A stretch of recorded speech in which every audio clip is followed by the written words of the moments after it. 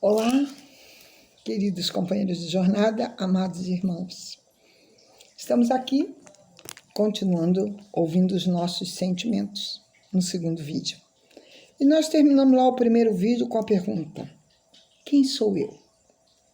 E dizemos que a paciência, a atenção, o perdão, a tolerância, o não julgamento, a caridade e tantos outros ensinamentos do Evangelho que procuramos e somos chamados a ter como o amor ao nosso próximo, devem ser aplicados primeiro a nós mesmos, para depois nós aplicarmos ao próximo.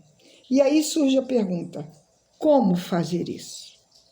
Praticando primeiro conosco mesmo, pois o alto amor não é senão o treinar o pensamento para benefício próprio, mas educar o sentimento para ouvir Deus em nós mesmos, descobrir a nossa valorização e o nosso potencial, ouvindo assim do nosso próprio Pai, que nos criou e que nos colocou nesse mundo simples e ignorantes para que pudéssemos conquistar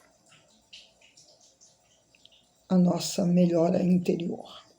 Quando Jesus disse: ouça quem tem ouvidos de ouvir, a nossa alma e as suas manifestações no coração realmente começam a crescer, a evoluir.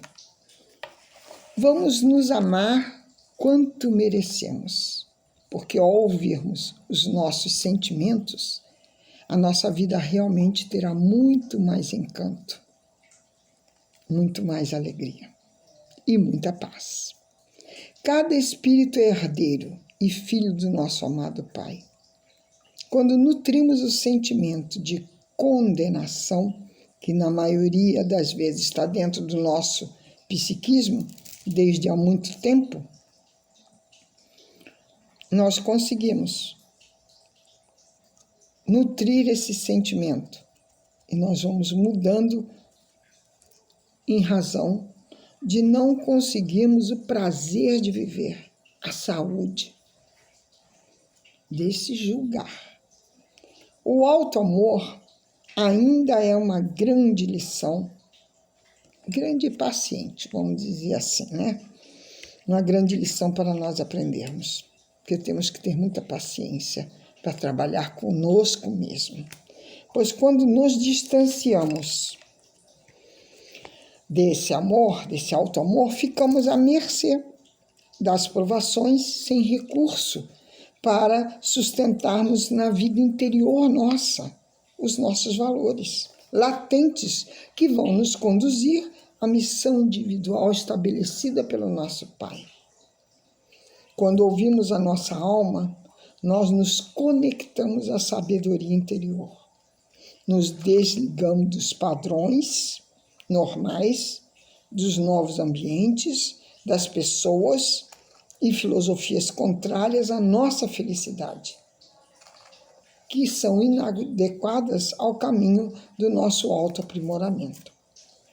Saber o que nos convém, saber o que é útil, exige de nós o quê? O discernimento, aliado ao tempo. Quando nós utilizamos os rótulos certo e errado, damos força à culpa e à punição, porque sabemos o que nos convém. Agimos e escolhemos com responsabilidade na condição de autores do nosso próprio destino. E quando amadurecemos, percebemos que o certo e errado tornam-se formas de entender as nossas experiências. Isso me lembra uma frase de Paulo, nosso querido apóstolo, quando ele diz: tudo me é lícito, mas nem tudo me convém. E a irmã Sudufo nos coloca alguns conceitos para que possamos refletir, tais como: na individuação, ela fala, encontramos a necessidade, enquanto no individualismo temos a prevalência do interesse pessoal. Na individuação, temos a alma. No individualismo, temos a personalidade. Na individuação, temos a consciência. No individualismo, temos o ego. Na individuação, existem descoberta e criatividade. No individualismo, temos a irritação e a disputa. Na individuação, temos o preparo e o amadurecimento. No individualismo, a precipitação. Na individuação, experimentamos a realização pessoal. No individualismo, a insaciedade. A individuação é fruto do amor. O individualismo é a sementeira do egoísmo. O individualista, queira ou não, também caminha para o processo da sua individuação, com menos consciência das suas necessidades, permitindo assim uma enorme soma de interesses particulares, porque a todos nos é dado sempre a chance de evoluir e do recomeçar.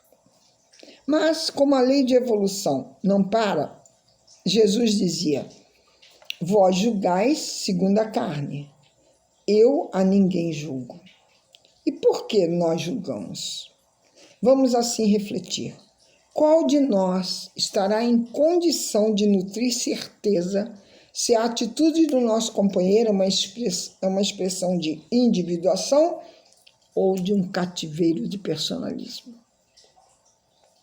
Quem não sabe o que quer, toma decisões afinadas com o seu íntimo. Conhecermos nossas intenções é fundamental para a nossa paz interior.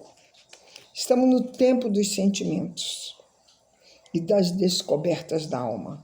De onde vim, para onde vou, que faço na terra, que quero da vida.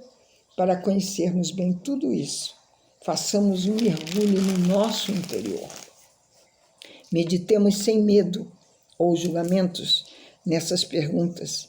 E o nosso amado Dr. Bezerra de Menezes nos diz: temos que nos educarmos. Cabe a nós, evangelizadores, capacitar virtudes e formação do homem de bem, e assim assumir sua designação religiosa formal.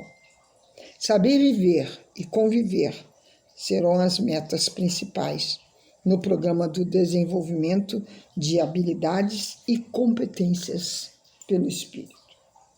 Portanto, companheiros queridos,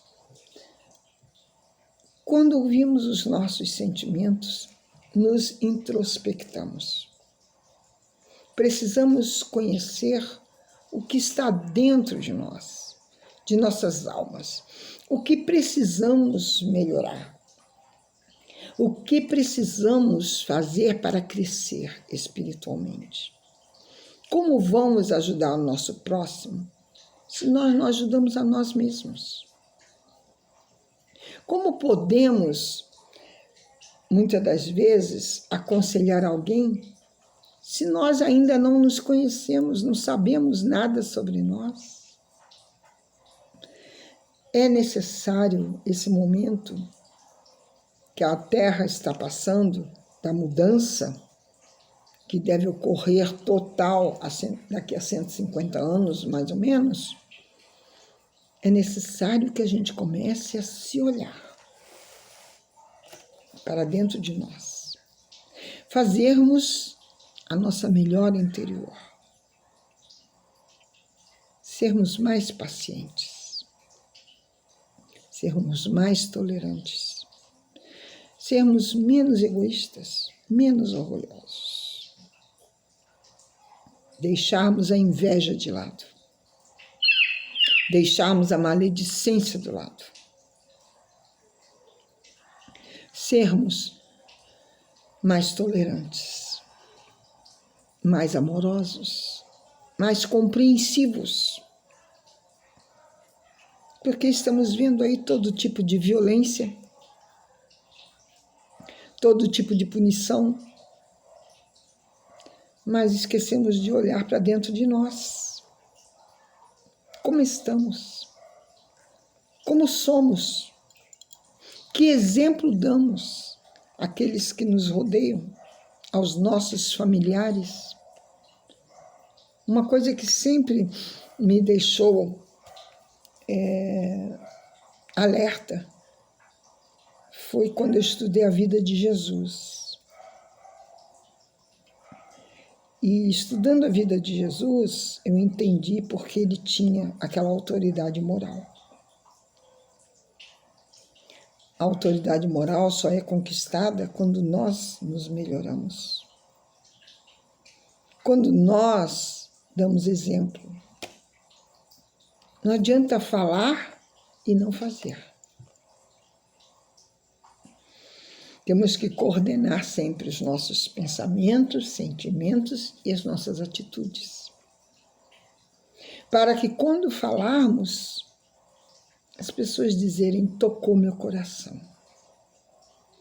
Quantas vezes ouvimos pessoas falarem maravilhosamente bem sobre determinado assunto, discorrem muito bem, palavras lindas, e muitas pessoas que às vezes nem entendem a doutrina, nada, dizem, nossa, falou bonito, mas para mim não disse nada.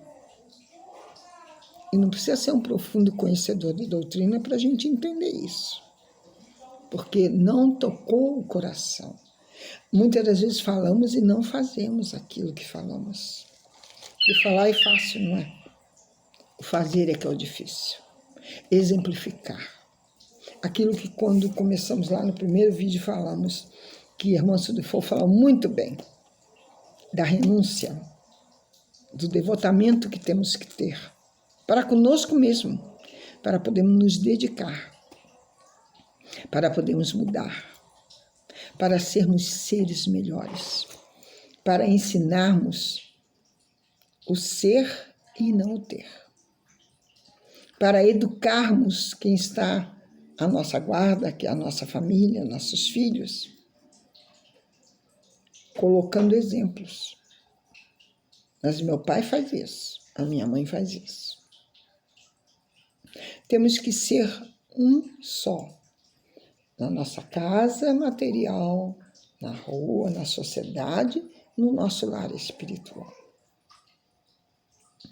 Mantermos esse padrão daquilo que acreditamos, daquilo que escolhemos para a nossa vida espiritual. Nunca deixo de esquecer também palavras de Gandhi. O maior guerreiro é aquele que vence a si mesmo. Que adianta querermos vencer os outros se não vencemos? É pregar no deserto, é enxugar gelo. Quantas e quantas palavras são ditas, mas não são vividas, não são vivenciadas. E Jesus disse assim, quando ele deixou o Consolador para nós, que ele disse para que os discípulos dele não ficassem em polvorosa de perdê-lo, ele disse, não vos deixarei órfãos, vos deixarei o Consolador. E esse Consolador foi o nosso Evangelho. Quando ele deixou esse Evangelho, era para nós conhecermos, estudar esse Evangelho, mas principalmente vivenciar esse Evangelho através dos nossos pensamentos, dos nossos sentimentos e das nossas atitudes. Vamos ouvir nossos sentimentos, vamos ouvir nosso coração, vamos ouvir a voz de Deus e vamos ouvir o nosso irmão maior, Jesus. Nesses tempos difíceis, se não tivermos a nossa fé fortalecida, o nosso espírito fortalecido, nós vamos desanimar, nós vamos perder a esperança. E nós não podemos fazer isso. perder a esperança e muito menos desanimar, porque temos nossos familiares, amigos, seguidores, queridos, companheiros que esperam em nós uma palavra de amor, de conforto, de alento, mas principalmente do consolo, da esperança e da fé. Que Jesus possa estar sempre em nossos corações, com seus exemplos, com seu amor.